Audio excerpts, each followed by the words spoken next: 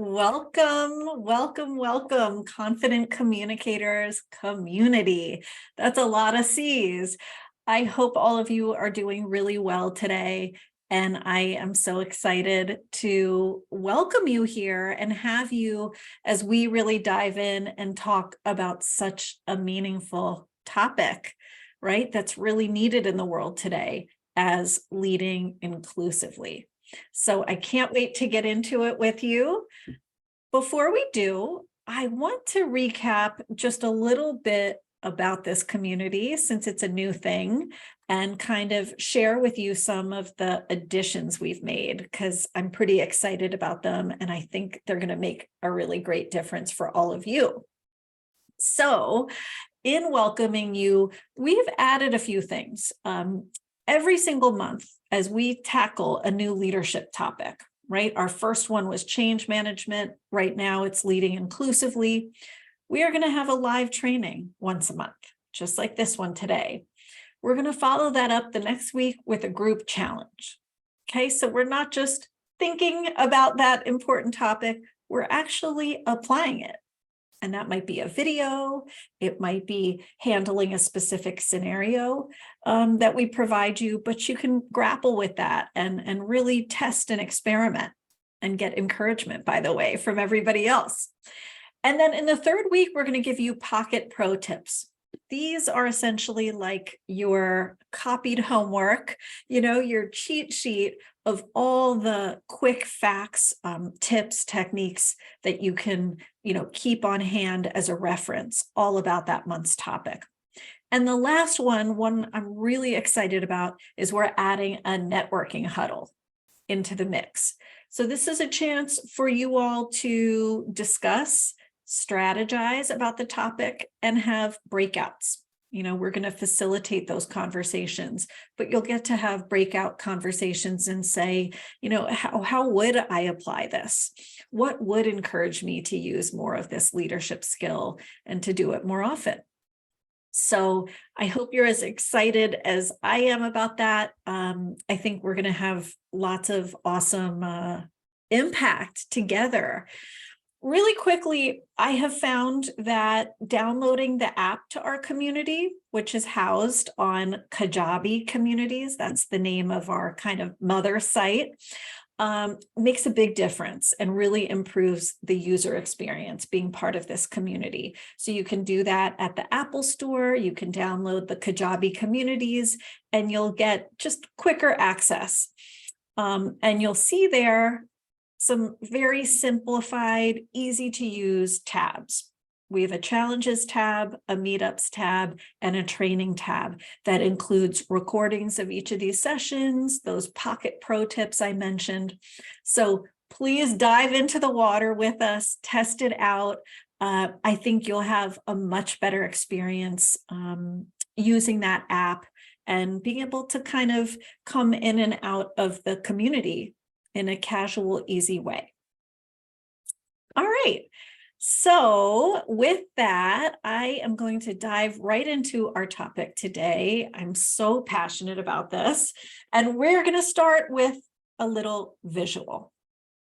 So go ahead and take a look at this visual in front of you, and let me know in the chat if you can make out an image within this. Do you see an image? Anybody? A bird or a plane? What do you see in this bunch of splotches and dots? A face. We have one hypothesis that there's a face. Anybody else? Nothing at all, just randomness. A man under a rock. I love the specificity of that. Love that, Tanya. Anyone else? All right, are you ready for the answer? I promise this relates to our topic today. It's a Dalmatian. It's a Dalmatian. So for anyone who can't see it, there's a nose sniffing the ground, ears, a collar, and we see front legs, hind legs, and a tail. Okay. All right. Now, for anybody who didn't see the kind of Dalmatian at first, if we go back to the original, it's very hard to unsee that dog, right? suddenly it kind of jumps off the screen at you. Even if you didn't see it the first time, now it's there. And in a really similar way, I want to share with you 4 patterns today. Patterns around bias, around inclusion, okay, that you can recognize, that you can see as it's unfolding in front of you. Okay, and that's so important if we have any hope to do something about it. We have to be able to, notice it's there in the first place. So my goal today is just like this image, that these 4 patterns we're going to look at, that you can't unsee them, that you're going to notice them, recognize them, and feel more equipped to do something about it. Okay, so we're going to have a kind of a layer cake today in 4 parts. We're going to talk about rethinking how we actually convene as groups and teams and challenge some of the norms that come with that. We're going to look at fostering DEI, diversity, equity, inclusion conversations, and embracing what's uncomfortable. And we're going to look at cultivating this magical thing that we've referenced once or twice here in our group called psychological safety. How do we promote more of that on our teams through our actions? And one more, I think this is really important because we don't get a lot of training on it, how to provide more equitable feedback. Even if we're not the de facto leader on our team, how can we give people strong, actionable feedback that they can actually grow from and get better from? So just like normal, please interject, chat us your comments, your questions as we go, and I promise we will get to those because we all want to learn from you. So let's get into that rethinking meeting norms, because I think a lot of us kind of get into a new job and have very different ideas of how to meet, how to be a good teammate. What are some of the things we want to keep in mind? Well, I think this is an important thing for us to look at. So I want to ask you in the chat to take your best guess. How do you think meeting frequency has changed since the pandemic? Tell us your word or your number in the chat. Do you think it's gone up by a certain amount, gone down, stayed level? What has been your experience in terms of meeting? All right, some people saying it's gone up, maybe to a degree of 25 to 50%. Definitely an increase. So people are feeling this. All right. Thank you, Katya and Sonia and Rebecca. Here's the answer. According to Microsoft, we actually have 250% more meetings than we used to. So if you feel like this woman on screen, you are definitely not alone. You are so not experiencing that in a vacuum. Here's what's really important for us to think about. And these are some of the basis of the tips I want to share with you today. We all know that we want to truly collaborate. We want to get the best of each other's ideas, have room for exchange and sparking of new ideas. We also know we want to avoid that nasty thing called sabotage, meeting too often or in a way that shuts down conversation, right? But so often we have this thing called collabotage, where we do try to collaborate, but it goes south, it goes wrong for somewhat predictable reasons. And so I want to show you some of the science behind this because I think it's really eye-opening. Dr. Anita Woolley, she's at Carnegie Mellon University, found something pretty remarkable. She found teams that had individuals with just average IQ are unusually effective when they adopted these inclusive team norms. right? Habits, behaviors. Isn't that cool? Like, even if they are just average in terms of what they bring to the table, they suddenly level up when we use different kind of team behaviors. And what she found specifically was, as long as everybody got the chance to talk, there wasn't a dominator or a small group, over talking, right? Collective intelligence went up. When there was that dominator or small group taking over, collective intelligence went down. So isn't it amazing, that the very thing we all learned, like in kindergarten, take your turn, make room for others, take your share, is one of these top inclusive behaviors that makes a difference. Simply asking, what do you think? We haven't heard from you. I would love your take on the new plan. Can make a difference. Okay, well, one of the things that, of course, gets in the way of shared airtime, everybody getting in there and sharing their perspective, are interruptions. And so as inclusive leaders, we need to remember some of the data, which is that women in particular are more likely to be interrupted than men. By the way, that's by both women and men are more likely to interrupt women. And I think an added nuance here that's important is the more senior the speaker, the more likely they are to interrupt. That's really hard, isn't it? If you're maybe a junior woman or even a mid-level woman and you're getting talked over, to regain the microphone is not easy. So really important for all of us as allies, to step in and make a difference. Sometimes this is happening to us, sometimes it's happening to someone else. So I want to ask you all, as part of our chat, to consider this scenario. It's not, too uncommon, honestly. You're sitting in a meeting, you see that the women are being interrupted, talked over more than the men. What is one way you could intervene? As that inclusive leader, what is one thing you could do?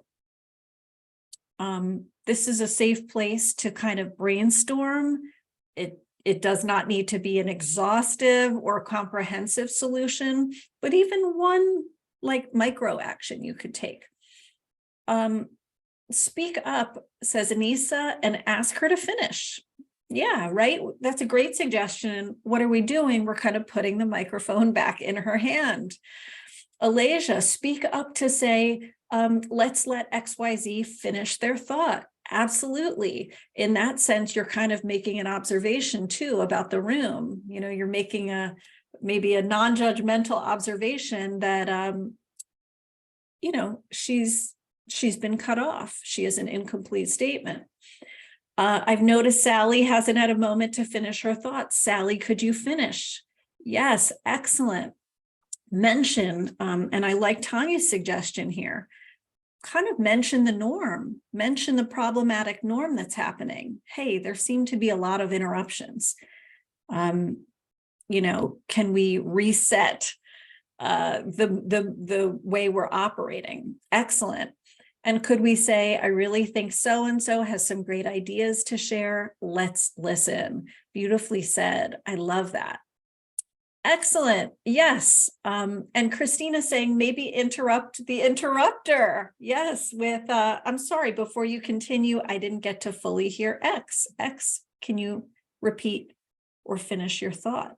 I like that. Not yielding to the interrupter. You nailed it. You absolutely did. The redirect is so important. Karima, I think you had a thought there, or I'd love to hear the rest of what you had to say. Making a fact-based observation, right? Sometimes somebody does not know they are doing this. That is possible, that someone's not aware. So being able to say, hey, that's the third time Rebecca's been cut off. Let's give her the floor. Notice it's factual. It's not innuendo. It's not reading into what's happened. And certainly talking to the interrupter, off maybe outside of the group can make a difference. Again, sharing your factual observations. I don't know if you noticed it, but I saw back there you spoke over so-and-so 5 different times, and I wasn't sure if you were aware of it, but important for me to share. Using more go-arounds. This is so underused, but I think in our team settings, you can even let people know in advance or make it a habit.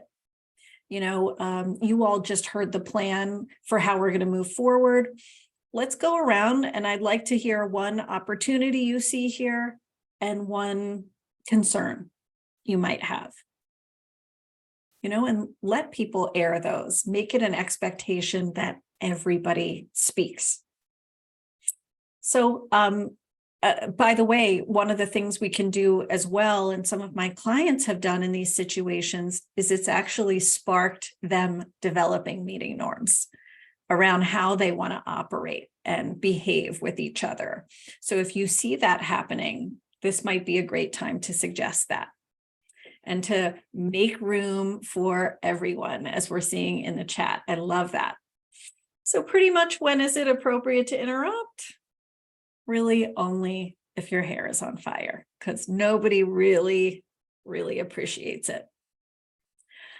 Okay, so some of the best practices that I think we can implement beyond interruptions, right, are to divvy up the agenda.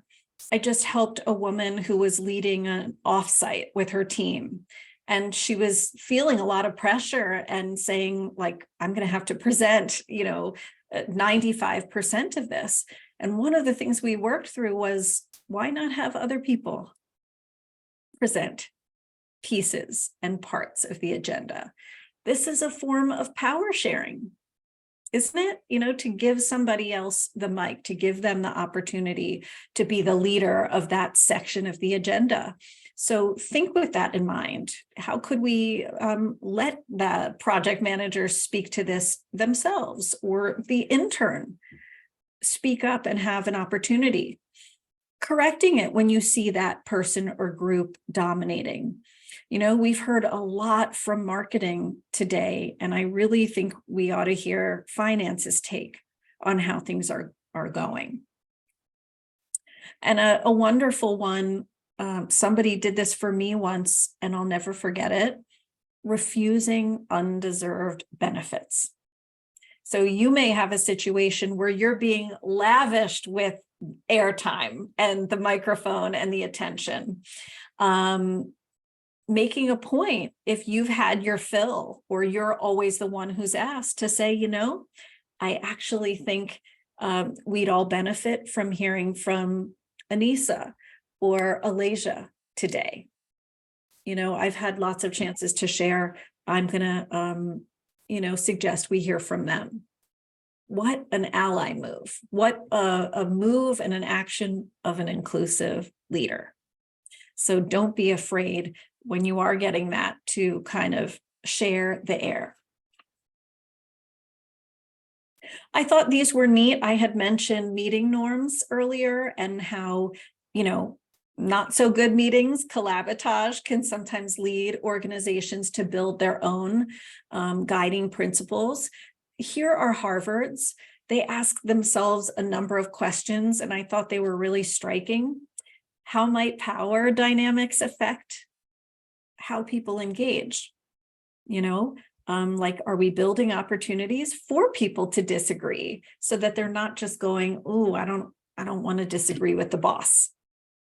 Maybe we're facilitating back and forth. Are we encouraging alternate perspectives? Is this meeting during work hours, which I think is a inclusive, an important thing to think about? Did I step in when someone was interrupted? And did I rein in dominators? How nice to be on a team where people are actively thinking about this kind of thing. It's an expectation to be aware. And if any of you have meeting norms where you work and there's a principle or a rule you especially like, please share it with us. I know we'd all benefit, and I'd love to hear some of what you all are practicing and working towards. All right, let's talk about embracing what's uncomfortable. I love this image because I think it really gets at exactly what we're talking about.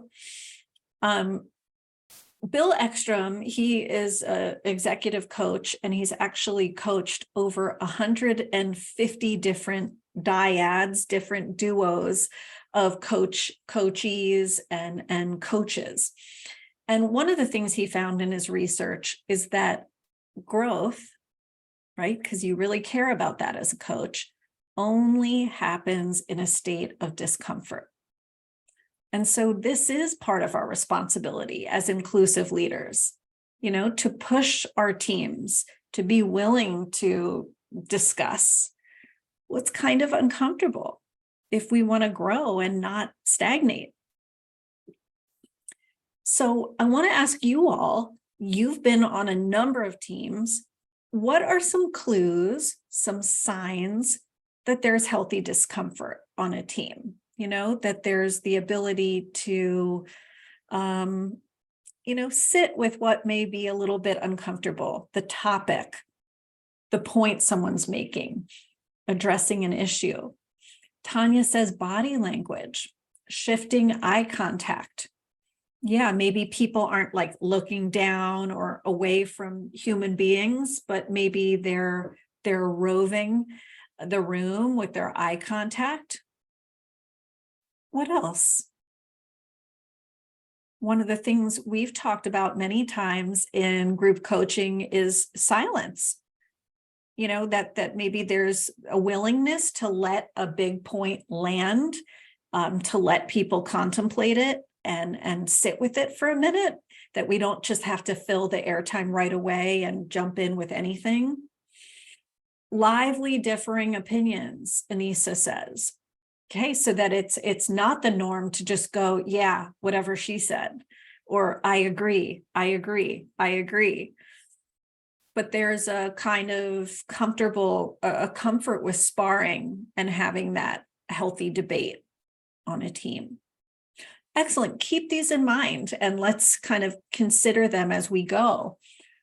I want to talk about two specific areas as we think about dealing with discomfort.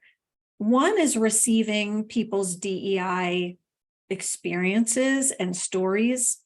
This is something I wrote, I'm so excited about. I wrote a Harvard Business Review article about it. So if you want to know more about it, that's something you can check out. But also addressing an off remark if it's happening right there and then in front of you. Okay, so not just hearing someone else's experience, but actually kind of confronting a situation when you're thinking to yourself, oof, did you really just say that? Right? So let's think about this bias scenario together for a minute. Your colleague is a Hispanic male manager. He shares in a team meeting this negative client experience he recently had. Upon meeting the client for the first time, the client says, "You don't look like a manager. Are you sure you're leading this project?" Your colleague shares his disappointment and frustration with you. My question to you all is, what's one effective way to respond? What's one way you might respond to this person who's feeling diminished, judged, very subjectively, and in an unfair way? What's something you might do to kind of answer to this person? And it's okay. We're not looking for some perfect, textbook response. Maureen says, accept his reality and listen. Wow. That's only 5 words, but that's really powerful, Maureen. And I really appreciate that. So we're not fighting the experience. We're accepting it for what it is on its face. Ashley saying, I'm sorry you experienced that. It was incredibly inappropriate. Wow. I feel the empathy in that response. I really feel the empathy. If any of you have had your own scenario, maybe you weren't so lucky to hear responses like that. Maybe you heard a kind of different answer that was less supportive. I know I've been there. And so there's a question in the chat I want to take a look at. How do you suggest we go about scenarios when we are tempted to interrupt because we have thoughts or questions related to a topic that was quickly blown past? And we don't want to seem repetitive or have the team feel like you're prolonging the meeting.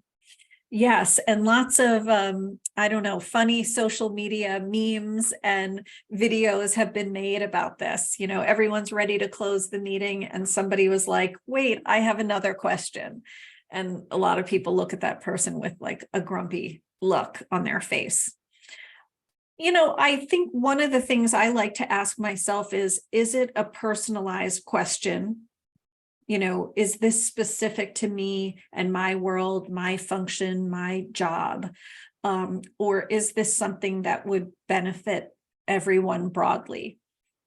So I think doing that quick calculation in your head, is this applicable to the whole team? If so, I'm going to ask it because I'm confused, even if it is after the fact. You can always ask permission. I have a question about the last section. Is now a good time to ask, and let the person tell you if it is or isn't. But I think if it is more personalized, it can be a good thing to approach them, on your own afterwards. It feels awful because I haven't been told exactly that, but I've been asked about my age, qualifications, ethnicity. I'm slowly learning to respond with a smile and explain how out of place their comments are. Oh, I feel for you. And I think this is a really tough situation. And I'm actually going to share with you some more questions that you can put in your toolbox when you're feeling kind of diminished or you're seeing somebody else be diminished. So I'm really so sorry that happened to you. And I hope you feel, better equipped after today. But look, based on this situation and your wonderful suggestions from this community, I like to think of these moments where someone's sharing with you as time-limited opportunities to build trust. These little windows and moments where a lot of people are noticing how you react and how you care and how human you are in that moment. So just like you all said, I think it's really important to kind of bring a beginner's mindset. I'm not going to come with my preconceived notions of my read on what happened to you and what the client said to you. I'm going to really come with a beginner's mindset, with more of a blank canvas. I'm going to make a point to come with empathy and warmth, and think about the difference between somebody who's coming across as empathic and warm, versus cold and sterile, maybe even skeptical. They're giving you that warmth with their body language. They're turning towards you. They're engaging. They're undistracted. They're generously listening. And here's a really important one. I think sometimes out of our interest to investigate the problem and the scenario, we ask the person to verify the facts or, are you sure that's what John meant when he said that? He's a jokester and I don't think he meant it like the way you're taking it. Can feel really diminishing to the person who's kind of like, I'm not interested in your read on this right now. This is how it felt to me. I'm telling you, I'm disclosing to you. But I think it can be important that we resist that urge to say, wait a minute, I think you're reading this wrong. And thank people for sharing. Thank you for being willing to share that here with us, the team. You might even say, can I ask you some questions about that? And engage them. Did this happen at today's meeting? But a respectful way to to get their attention. So let me ask you, kind of shifting from this scenario of a disclosure, someone disclosing it happened to them. How about you? You're running a meeting. Somebody makes an off remark about, let's say, an entire group, an entire identity group. I'm not interested in hiring somebody from a member of that group for our open role. What are you most likely to do? What do you think? Would you address it then and there with the whole group? Would you kind of pull the person aside, talk to their manager, maybe scoot your wheelie chair out the room, right? Because you can't believe this is happening. Something else. What do you think you would do? Let us know in the chat. It's real time. What are you doing to handle this? Maureen saying, wow, I would repeat the comment and say, did I hear this correctly? I really like that, Maureen, because you're not jumping down this long, sequence of thoughts and motives. And you're simply saying, did I hear that right? Did you just say? And I think that can be so powerful. Maybe it did come out weird, or it's not what they intended, and you're giving them a chance to clarify that. Asking them to elaborate, says Anissa. Yes, Rebecca, address with the group by saying, what I'm hearing is, but I think it's important for us to consider. Okay, so giving an alternate viewpoint. Tanya, what so-and-so means to say, and then correct the verbiage. That's really interesting. And I think that could be, I'm almost picturing a situation with a client or damage control in a sense, where you're trying to kind of change what somebody else said. And Ashley, I would likely address it in the moment, say that it's inappropriate and illegal, then escalate after the fact. Yeah, look, this can be so cringy, so uncomfortable. And I think the only thing that makes that cringe worse for most of us is that we feel we should have the perfect clapback or just right response. And so I want to just lower the standard of that for all of us and say it doesn't require a perfect response. It really doesn't. Sometimes it could be as simple as saying, hey, let's pause. Right? That can be a simple action to stop the momentum, or to even say something like, because maybe you haven't figured it out. Something's not sitting right with me about what was just said. Right? You're just stopping, the clock.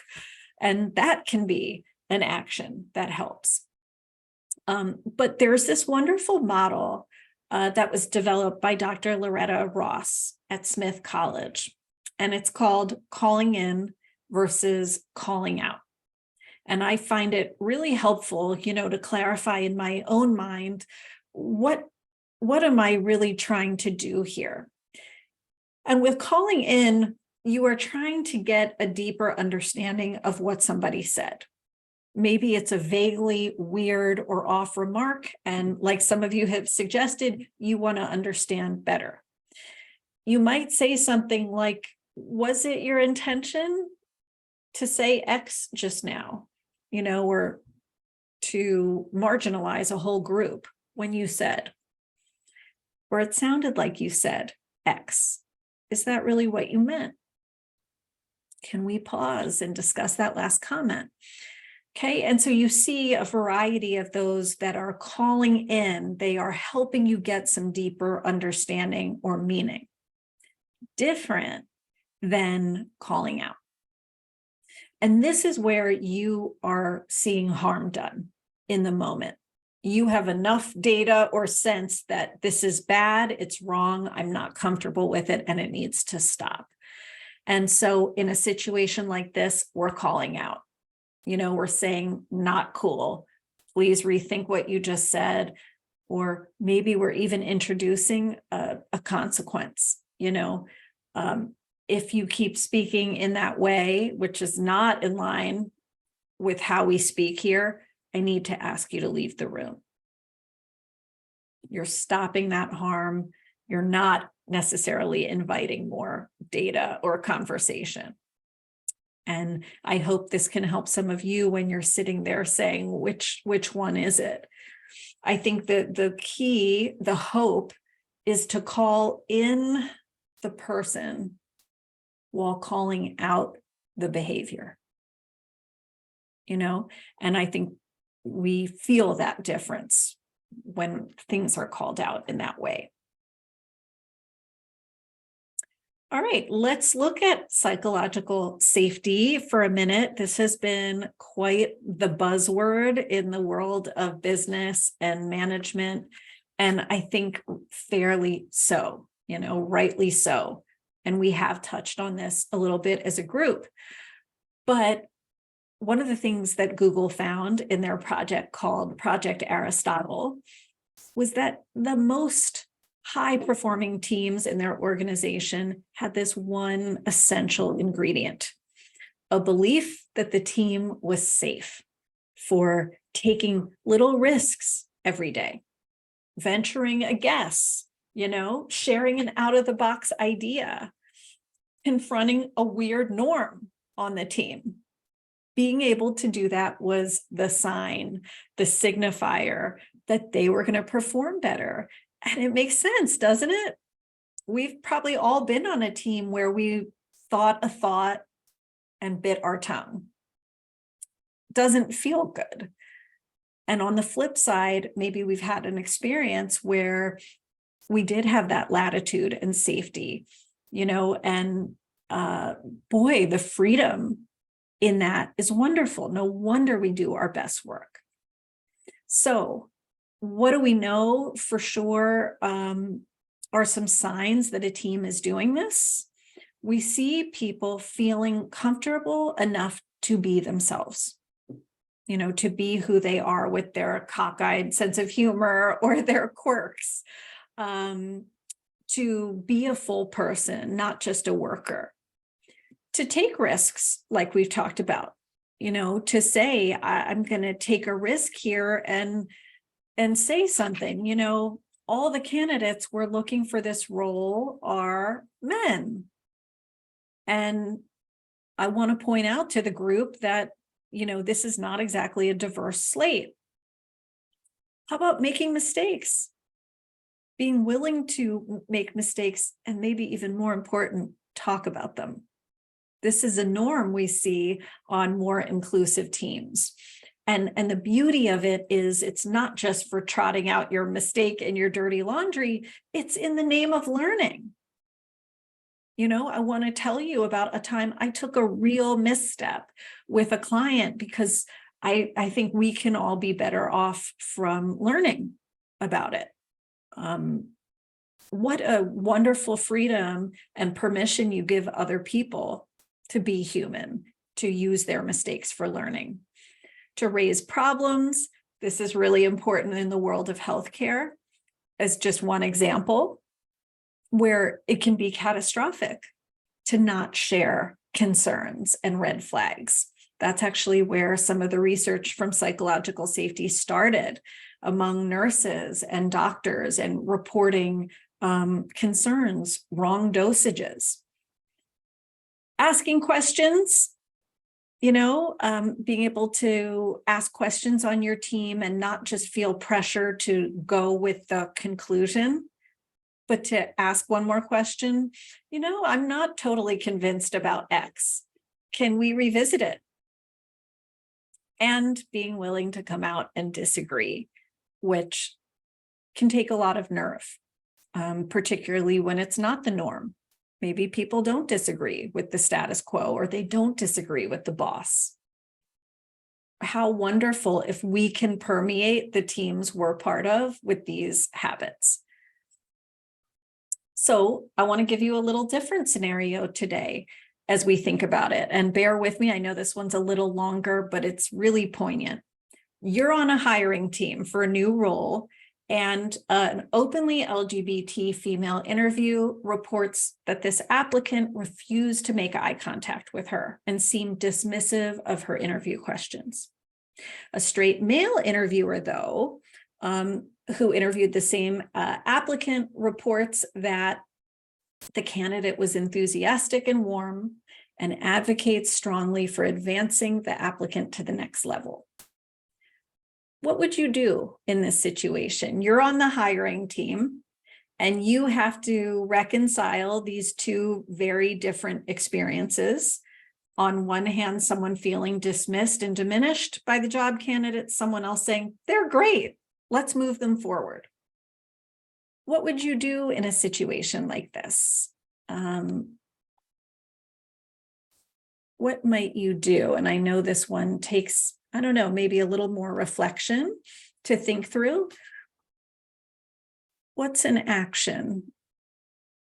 Because, of course, one choice is inaction. It's doing nothing. But is that really going to help the situation? Is that going to bring a sense of justice? And so one suggestion here, I would want to do another interview with both interviewers, with myself included, to assess the situation, but let the LGBT team member know I hear them and I want to get to the bottom of it. Okay, so validating them. It sounds like validating that happened to you. I accept, I hear that you're saying that, and I want to get more data. Another point, that it appears that this person has interpersonal skills that vary widely, right? There's an interesting piece there when it comes to the job candidate themselves. Maybe they're presenting themselves differently. It certainly sounds like it. Here's some of my best advice. Support the marginalized person who is telling you about their experience. Support that happened, and that, of course, you're sorry that happened, that's not a good sign for the future. You can praise their judgment or their ability to their insight to have seen that and uncovered it.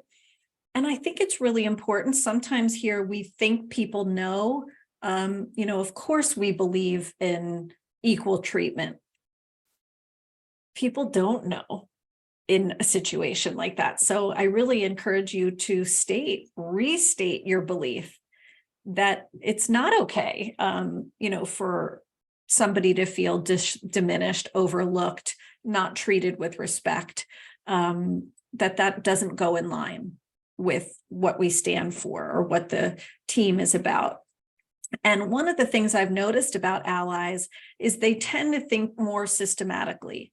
They tend to think upstream.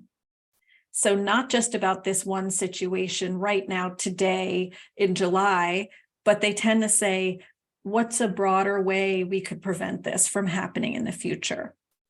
So maybe adding an item to your rubric for job candidates, that's beyond, do they have the experience? Do they have the degree? Did they treat everybody respectfully?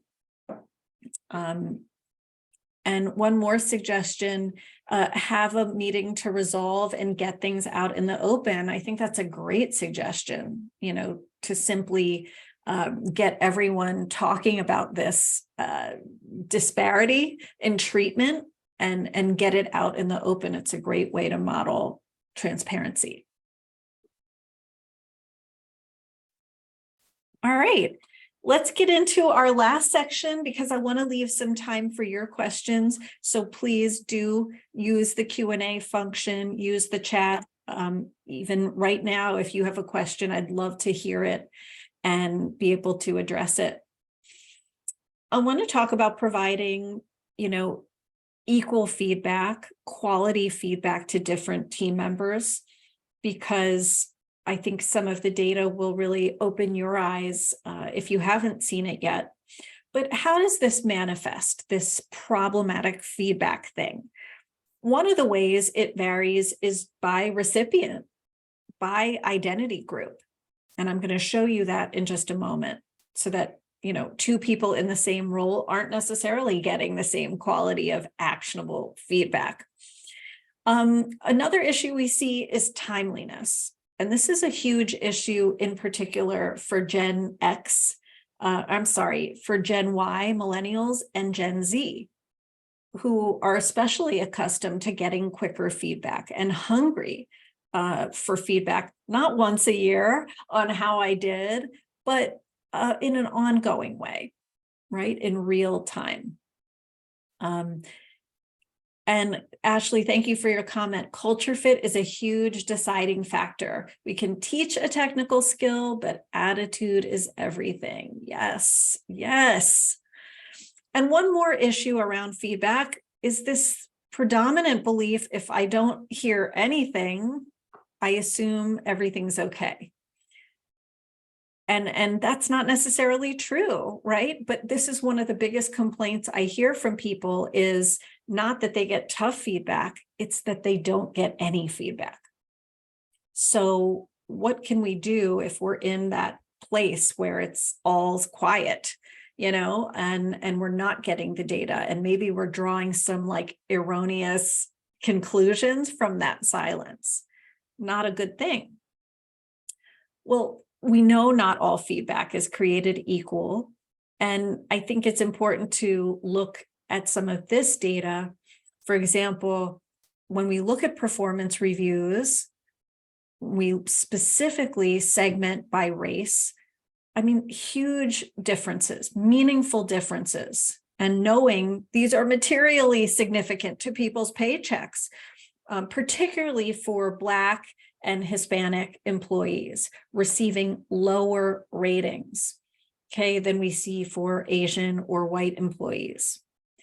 For women, research shows women are less likely to get that hard-hitting, constructive feedback, that's tied to actions, and more likely to get critiques of their interpersonal skills. So women are more likely to hear negative feedback about their style. Your speaking can be off-putting. Or this other example, your approach is seen as too aggressive, right? Lots of women complain about being told, smile more. Not the most constructive, not the easiest to work with. We might hear, for example, a man get feedback that's more like, hey, you really need to get P&L experience in order to move up, or you need exposure to sales or IT if you're going to be taken seriously by so-and-so group. Easier to take action on. So what can we do about this? How can we be a force for good? One of the things I like to invite people to do is to make it an invitation when they give feedback. It reminds us this is a two-way exercise and dialogue and conversation. So even saying, can I give you some feedback on how the presentation went, can be a power sharing move. Flipping the script, which we'll look at in a moment, before you deliver it, asking yourself, would I give this feedback to a man, for example, if you're about to give it to a woman? Flipping the script, testing it first. Here's an important one: identifying exactly what they did differently, poorly, or effectively. And I feel like I'm learning so much about this as a people manager myself. Is my test for myself is I've failed in giving them feedback if they can't replicate the behavior, especially if it's praise you're giving. And in a moment, we're going to look at an example of that. And one little hack I really love, which is when you're giving feedback and you find yourself making it really high level, like saying, nice work or good job. When you catch yourself doing that, mentally adding a colon after it, where you then elaborate and you try to tell them exactly what they did better, worse, effectively.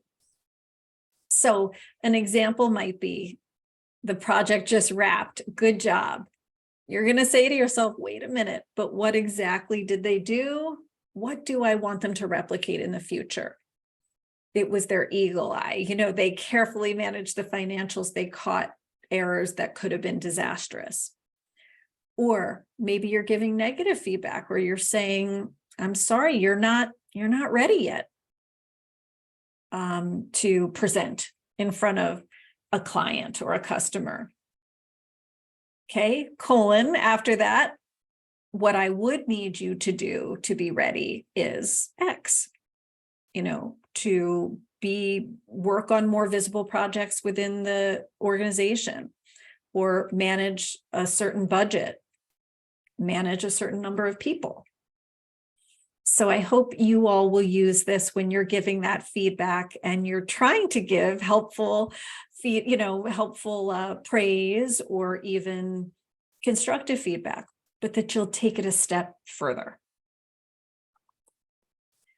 So we looked at 4 areas today of being more of that inclusive leader, taking your teams from members who might participate in an average way to participating on that superstar level, because there's shared airtime, right? There's the ability to confront issues, to call in versus call out.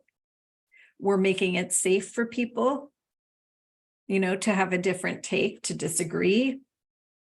And we're making sure people are getting that deeper level of feedback, not in a stale, formal way, but in an ongoing, casual way,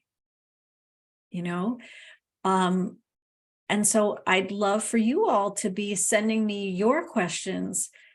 You all work in organizations that probably really range from starting out with your DEI programs and being at the beginning stages to being much more mature and maybe even progressive in what you do. What questions does it kick up for you as you look at some of this and think about applying it in your jobs? Let me know in the chat. And think about, based on what we've just looked at, what's one thing you'd like to commit to do differently after today? Maybe something you already do that you want to do more of. Maybe something that's foreign to you and you haven't tested or tried. Let us know in the chat. What is that commitment you want to make toward action? Because that's what it's all about, right? Doing something differently as a result of what we learned. How do you want to be more of that inclusive leader? So send me your questions, send me your commitments. Alasia, I love seeing, I will be more specific when I'm giving feedback to my team. I often stop at great job. I hear you. I really hear you. And I understand that sometimes that feels like we're doing a good thing. It feels like we're saying something supportive, helpful, encouraging. And it is, but let's just start to think of it as being incomplete by itself, that it needs more. Who else? What else are you going to be thinking about committing to do differently after today? What's something you might like to put into practice, whether it's changing kind of some of the norms, noticing who gets talked over? Sonia saying, I'm shy to disagree. I'm practicing with follow-up questions that are friendly. Ooh, that's a great one. And I appreciate you sharing that, Sonia, that this isn't always easy to disagree. And so what are some of those questions? That's kind of a question for all of you that are friendly to follow up, and maybe they don't have to be questions. Maybe sometimes they're just a statement, a point. For example, John, I have a slightly different take on it. Would you like to hear it? Right? I appreciate your interest in keeping it kind of friendly, that it doesn't have to be combative when we disagree. Anissa saying, not being afraid to challenge coworkers. Love it. And this all goes together, doesn't it? Being willing to say, I have a different take on it. I see it differently. Or coming out and saying, very directly when we need to. I actually disagree with that. Or one other way I would like to say it is, my thinking on this has actually evolved. Because sometimes it's not a disagreement, it's a shift. Things have changed, the circumstances have changed, the conditions have changed.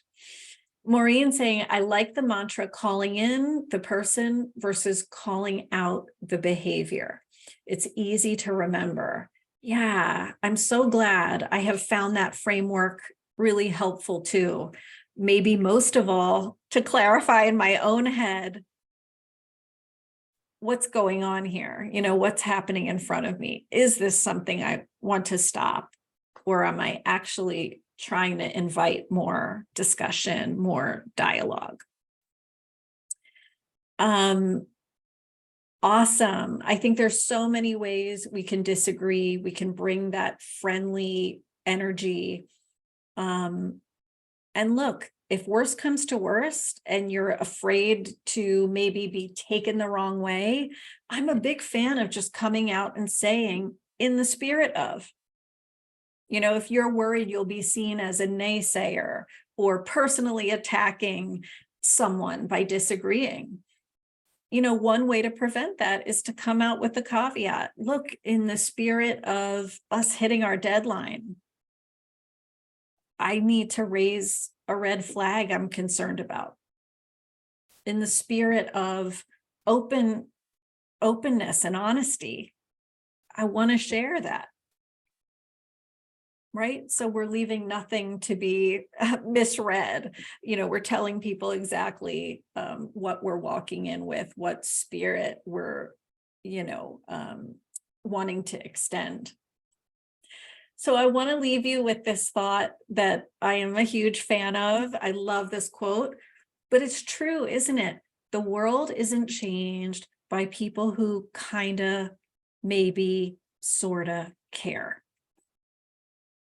Don't wait for somebody else to take the bold action, to be the inclusive leader, to insist that everybody belongs and has a place.